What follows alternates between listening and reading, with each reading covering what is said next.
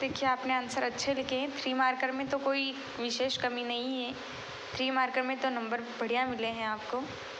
5 marker है तो इसमें तो कोशिश तो आपने बहुत अच्छी करी है। फिर भी थोड़ा सा प्रयास और किया जा सकता है आंसर में। बाकी जो लिखा हो तो बहुत ही अच्छा लिखा, कोई दिक्कत नहीं है उसमें। जैसे कि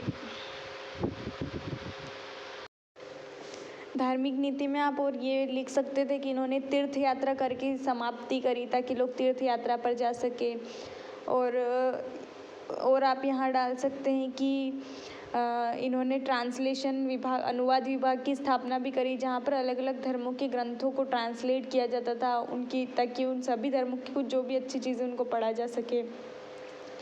तो 2-4 पॉइंट और आप ऐड कर सकते थे। बाकी जो आपने लिखा वो अच्छा लिखा है। वैसे शेरशाह सूरी के इसमें भी आप थोड़ा सा और ऐड कर सकते हैं, जैसे कि प्रशासन, भू राजस्व, आर्थिक क्षेत्र, 3 चीज़ें तो लिखी। आर्थिक क्षेत्र में भी आप ये लिखते कि उन्होंने सिक्के चलवाए थे, एकदम शुद्ध अरबी सिक्के चलाए। उसके अलावा आपने ये लिखते हैं यहाँ पर कि इन्होंने बहुत सारे निर्माण कार्य किए। तो निर्माण कार्य में आप लिखते इन्होंने पुराना किला बनवाया, जीटी रोड बनवाया, और वो जो भी और भी 2-4 और निर्माण कार्य थे इन्होंने, जिसकी मकबरा बनवाया। तो ऐसे 2 निर्माण कार्य वाला हेडिंग डालते, वो लिखते। फिर आप लिखते पब्लिक वेलफेयर वर्क भी किए इन्होंने, जैसे कि वो सराइयाँ बनवाई, पेड़ पौधे लगवाए, है ना। तो 1-2 पॉइंट और आप यहाँ पर ऐड कर सकते थे। ठीक है। फिर रजिया वाला आंसर भी और भी आप अच्छा बेहतरीन लिख सकते थे इसमें। जैसे आप ऐसा करना कि एक कॉपी आपसे ऊपर जिसकी कॉपी डली है ना, एक बार आप उनके आंसर भी रीड कर लेना, उन्होंने अच्छे लिखे आंसर। और जो भी जिसके भी आंसर मुझे अच्छे लगेंगे वो मैं स्क्रीनशॉट लेकर ग्रुप में अभी डालूँगी, तो आप उन आंसर को एक बार रीड कर लीजिएगा। बाकी मतलब आपने अच्छी कोशिश करी है। देखिए, जो 5 मार्कर है इसके अंदर अगर आपको 3.5 नंबर मिल रहे हैं तो मतलब कि अच्छे हैं, क्योंकि जो मेन एग्ज़ाम में भी हम कितना भी अच्छा आंसर लिख ले, 5 में से 5 अंक हमें नहीं मिलते।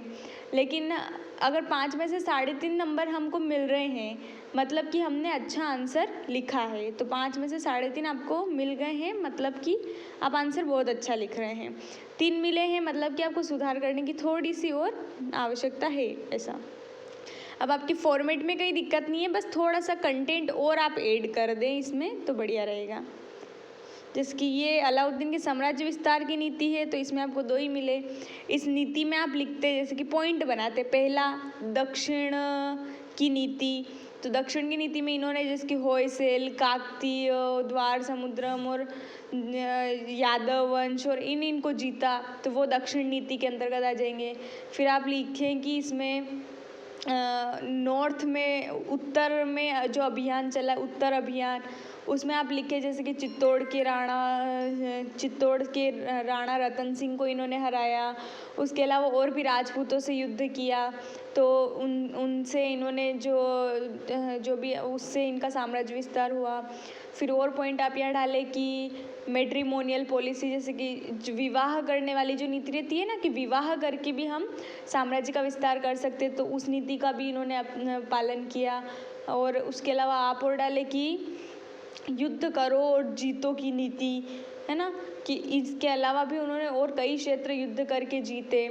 उसके अलावा आप निष्कर्ष में ये डाल सकते हैं यहाँ पर कि इन्होंने जो भी, पहले क्या होता था कि वो ज़मीन दान में दी जाती थी ब्राह्मणों को, जो कर मुक्त भूमि दी जाती थी ना, उसको भी इन्होंने मतलब खालसा भूमि को भी इन्होंने अपने क्षेत्र में शामिल कर लिया था। मतलब जो दान वाली भूमि थी वो भी इन्होंने ले ली थी अलाउद्दीन खिलजी ने, और अपने क्षेत्र में या सरकार के अंदर ही मिला ली थी उसको भी। उसके अलावा जो भी धार्मिक भूमियाँ भी दान की जाती थी वो भी इन्होंने रख ली। तो इस तरह से इन्होंने पूरा साम्राज्य का विस्तार किया।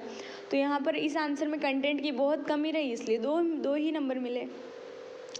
अभी कश्मीर वाला अच्छा लिखा आपने, सब तीनों वंश बता दिए, तो यहाँ 3.5 मिल गए। अभी त्रिपक्षीय संघर्ष है, तो इसमें प्रतिहार वंश का महत्व बताना था कि क्या उनका रोल था प्रतिहार वंश के शासकों का। तो आपने बस वत्सराज का नाम इसमें मेंशन किया है। तो वत्सराज, नागभट्ट द्वितीय और एक और कोई 2-3 लोग थे जिन्होंने इसमें पार्टिसिपेट किया था, तो उन सभी का नाम आप मेंशन करते तो आपको 3.5 मिल जाते। और आपने यहाँ पर मैप भी नहीं बनाया। यहाँ पर अगर त्रिपक्षीय संघर्ष पूछा तो आपको मैप तो बनाना ही चाहिए था यहाँ पर, कि यहाँ राष्ट्रकूट, यहाँ प्रतिहार, यहाँ एक कन्नौज था, पाल वंश। अब 11 मार्कर है ये वाला। तो इसमें देखो 11 मार्कर में अगर आपको 6.5 नंबर मिल रहे हैं, मतलब कि आपका आंसर बढ़िया है। मतलब 6.5 तो मिनिमम आपको मिलने चाहिए। एग्ज़ाम में भी आपको 6.5, 7 इससे ज़्यादा नंबर शायद ही मतलब मिलते हैं। बाकी यहाँ पर अगर आपको 6.5 नंबर अगर मैं आपको देती हूँ या 7 नंबर आपको देती हूँ, मतलब कि आपका 11 मार्कर अच्छा है। उससे कम मिल रहे हैं मतलब कि थोड़ी बहुत कहीं ना कहीं कमी है। तो आपको 5 नंबर मिले, मतलब कि आपकी कुछ तो कमी है। देखो इसमें सबसे पहली चीज़ तो आपने मैप ही नहीं बनाया। 11 मार्कर लिखा है इल्तुतमिश के बारे में, तो इल्तुतमिश के बारे में सारी चीज़ें बता रहे हैं, तो थोड़ा सा मैप में उसका क्षेत्र भी दिखा दो, है ना। उसके अलावा बताती हूँ कि उसके अलावा जैसे कि आपने क्या क्या लिखा, तुर्कान चहलगानी, इक़्तिदारी, न्यायिक सुधार। इसमें आपने दिल्ली में न्याय का घंटा लिखा, तो ये जहांगीर ने चलाया था। जहांगीर की चीज़ें न्याय की जंजीर वाली, है ना। और सिक्कों का मानकीकरण, सैन्य सुधार, ये सभी ठीक है लिखे हैं। इसके अलावा आप ये लिखते कि इन्होंने तुर्की शासन का वास्तविक संस्थापक कहा गया है इनको।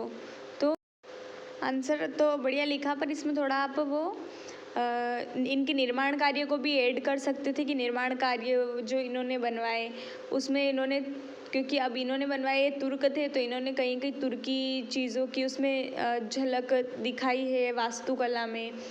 तो 1-2 पॉइंट और अपन ऐड कर सकते थे। फिर ये वाला जो आंसर है मराठा वाला, ये भी ठीक लिखा है, बढ़िया है। इसमें भी थोड़ा और काम किया जा सकता है। बाकी आप जो भी कॉपियाँ इसमें डल रही हैं उनको आप देखते रहें, तो और आइडिया आपको लगता रहेगा कि अपन और क्या चीज़ें ऐड कर सकते हैं।